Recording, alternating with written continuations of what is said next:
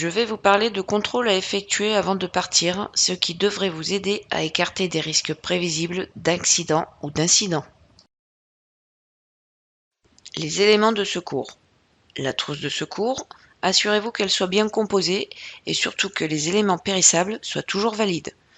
Il serait ballot de tomber malade à cause d'un soin que l'on se serait fait. Gilet fluorescent. Orange, jaune, mais en tout cas bien visible. Triangle de signalisation. Pas trop léger, sinon vous allez devoir courir après à chaque passage de véhicule. Extincteur. Il doit être vérifié tous les ans. Assurez-vous qu'il soit adapté au fret que vous transportez généralement. Ampoule et appareil. Demandez à un collègue de vous aider. Feu clignotant et feu de détresse, avant, arrière. Rien de plus pénible qu'un souci de clignotant pour le conducteur qui vous suit. Feux latéraux, pensez aux usagers de la route qui roulent comme vous la nuit. Catadioptre, faites changer ceux qui seraient abîmés et pensez à nettoyer ceux qui sont dégoûtants. Ayez en tête que vous pouvez avoir un souci électrique et qu'en pleine nuit, vous devez être visible par les autres.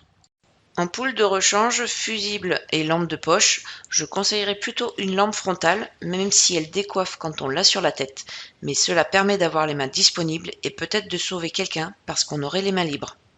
Appareil d'enregistrement, le chronotachygraphe. Vérifiez que vous avez toujours au moins un rouleau de papier d'avance, que votre carte est valide et que vous avez l'ancienne en cas de changement. Vous pourrez être contrôlé sur les 28 derniers jours et cela passera à 56 en décembre 2024. GPS, pensez à vous mettre en mode poids lourd. Rien de plus moche que d'arriver en décapotable avec la moitié du chargement chez son client.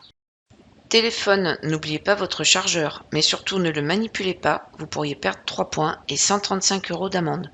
Garez-vous dès que possible et répondez à votre interlocuteur. Roues et système de suspension. Les pneus.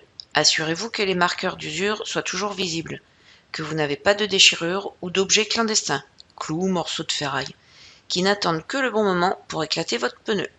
La pression, pensez à vérifier la pression de temps en temps. Vérifiez que les écrous soient bien serrés, surtout si vous avez eu un changement de pneumatique.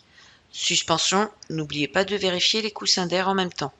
Avoir une roue de secours peut être utile, même si souvent le chauffeur fait appel à un dépanneur. N'oubliez pas de mettre une cale sous l'une des roues. Trouvez une grosse pierre si vous n'avez pas de morceau de bois. Liquide. Assurez-vous qu'il n'y ait pas de fuite. Vous saliriez le pare-brise des autres usagers sans compter la perte de temps en attendant le dépanneur. Vérifiez l'huile, le liquide de refroidissement, sans oublier le lave-glace. Rien de pire qu'un pare-brise à moitié lavé. C'est toujours le côté passager qui est le plus propre dans ces cas-là. Connexion. Vérifiez les raccords d'air et d'alimentation électrique. Sellette et pivot d'attelage. En cas de forte chute de neige, enlevez-la au risque de faire tomber la remorque en pensant qu'elle est accrochée. Les béquilles, n'oubliez pas de les relever avant de partir, sinon ça va coincer. Batterie, alternateur, si le mécanicien a fait correctement son travail, vous n'aurez pas de soucis. Sûreté et arrimage du chargement. Assurez-vous que les sangles soient bien fixées où il faut, que la bâche est bien attachée, que les crochets ne risquent pas de venir finir leur course dans le pare-brise d'un autre usager.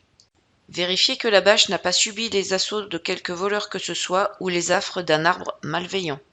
Et dernier point, assurez-vous que les portes soient bien fermées et scellées si cela s'avère nécessaire. Précaution hivernale. Assurez-vous que le pare-brise soit dégivré et pas que sur une petite surface. Enlevez si possible la neige et la glace qui auraient pris d'assaut votre remorque. Les pare-brises qui vous suivent vous remercieront. Nettoyez les calandres, feux et capteurs de distance, sans oublier de mettre les équipements d'hiver appropriés. Bonne route et à bientôt!